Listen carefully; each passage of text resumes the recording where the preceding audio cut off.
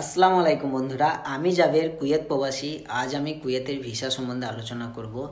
একটা ভিসা বেরোতে কতদিন সময় লাগে এবং কোন কোন ভিসা পাওয়া যায় এবং কুয়েতের সমস্ত কিছু ডিটেলসের ভিসা সম্বন্ধে আজকে পুরো ডিটেলসগুলো আমি আপনাদেরকে জানাবো।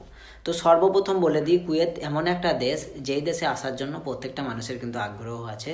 আর কুয়েত হলো মধ্যপ্রাচ্যের একটা ধনী দেশ। এই দেশের কারেন্সি দুনিয়ার সব দেশের থেকে উন্নত মানের, মানে উঁচু কারেন্সি, সব থেকে টাকার দাম বেশি বা অ্যামাউন্ট বেশি।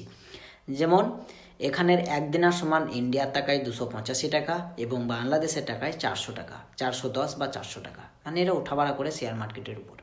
তো সেই সব দিকে যাচ্ছি না, মেন বিষয় হলো ভিসা। এবারে বলি কুয়েতের ভিসা কয় ধরনের হয়। দেখো, সাধারণত ভিসা 4 ধরনের হয়ে থাকে। কুয়েতের ভিসাও 4 ধরনের।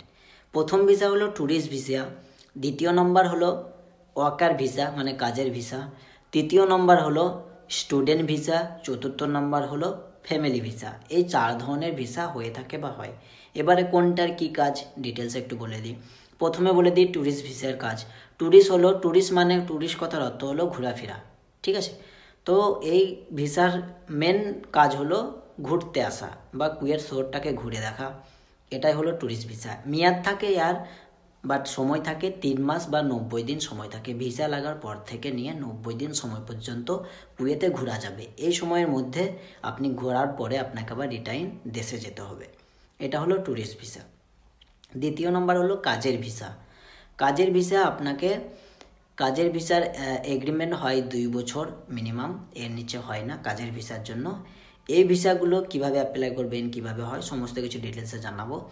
এটা হলো কাজের ভিসা, এর মেয়াদ হলো 2 বছর বা 24 মাস। এরপরে হলো স্টুডেন্ট ভিসা। স্টুডেন্ট ভিসা হলো লেখাপড়া করার জন্য, পড়ালেখা, মানে আপনি যদি পড়ার জন্য বিদেশে আসতে চাইছেন, কুয়েতে বা অন্যান্য দেশে, কুয়েতের কথাই যেহেতু বলছি, তো এই ভিসাতে আপনাকে আসতে হবে পড়ালেখার জন্য। তো 4 নম্বর হলো ফ্যামিলি ভিসা। তো ফ্যামিলি ভিসাকে বাংলা ভাষায় আমরা যেটা বলে থাকি বা চলতি ভাষায় যেটা বলে সেটা হলো খাদিম ভিসা বলে। তো খাদিম ভিসা হলো মানে অনেক ধরনের কাজ হয়, যেমন ড্রাইভার, হারিস, এই সমস্ত কাজ হয়।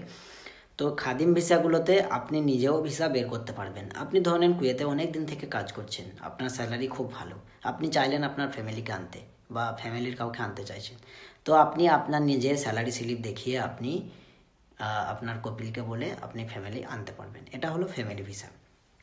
এবারে বলি যে এই সমস্ত ভিসা, আপনি যে 4 ধরনের ভিসা শুনলেন, কিভাবে অ্যাপ্লাই করবেন, কোথায় করবেন, কত টাকা খরচা হতে পারে, সমস্ত কিছু বলছি।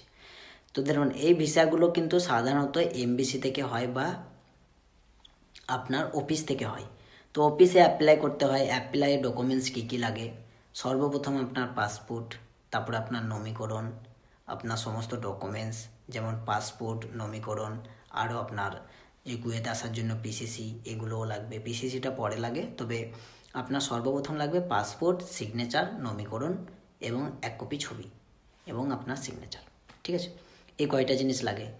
অ্যাপ্লাই করার পরে কতদিন সময় লাগে আপনার ভিসা বেরোতে, কতদিন সময় লাগবে এটা কিন্তু বলা যায় না, এটা অফিসের উপর নির্ভর করে। মানে মোটামুটি একটা সময় যদি অফিস কাজ করে বা কাজ যদি হয়ে যায়, একদিনেও ভিসা বেরিয়ে যায়, আবার মানে 2 মাসও লাগতে পারে। ভিসার কোনো মানে টাইম টেবিল এটা কিন্তু সঠিক বলা যায় না, এটা আপনার নির্ভর করে সম্পূর্ণ অফিসের উপর টাইমটা। এবারে আপনার যদি ভিসা হয়ে যায়, কিভাবে আপনি কুয়েতে আসতে পারবেন এই বিষয়ে জানাচ্ছি। এবারে যখন আপনার ভিসা হয়ে যাবে, আপনি কুয়েতে আসতে পারবেন, তবে তার আগে বিমানবন্দর অর্থাৎ এয়ারপোর্টে আপনাকে সমস্ত কিছু চেক করা হবে। আপনার ডকুমেন্টস, আপনার ভিসা, আপনার টিকিট, আপনার স্ট্যাম্পিং, পিসিসি সব কিছু চেক করা হবে এবং কি করোনার সার্টিফিকেটও। তো এই সমস্ত যখন চেক হয়ে যাবে, আপনি তারপরে ভিসাতে কুয়েতে আসতে পারবেন। আমি শেষ কথা এটাই বলবো, কুয়েতে আসার আগে আপনি আপনার সমস্ত ডকুমেন্টস ভালোভাবে ভেরিফাই করে নেবেন বা ভালোভাবে চেক করে নেবেন, তারপরে অ্যাপ্লাই করবেন। আশা করা যায় ভিডিওটিতে বোঝাতে পারলাম যে কিভাবে কোন কোন ভিসা পাওয়া যায়, কোন কোন ভিসা হয়। এটাই ছিল আজকের ভিডিও। কেমন লাগলো জানিয়েন। দেখা হচ্ছে নতুন কোনো ভিডিওতে, নতুন কোনো টপিক নিয়ে। ততক্ষণের জন্য টাটা, বাই বাই, আসসালামু আলাইকুম, আল্লাহ হাফেজ।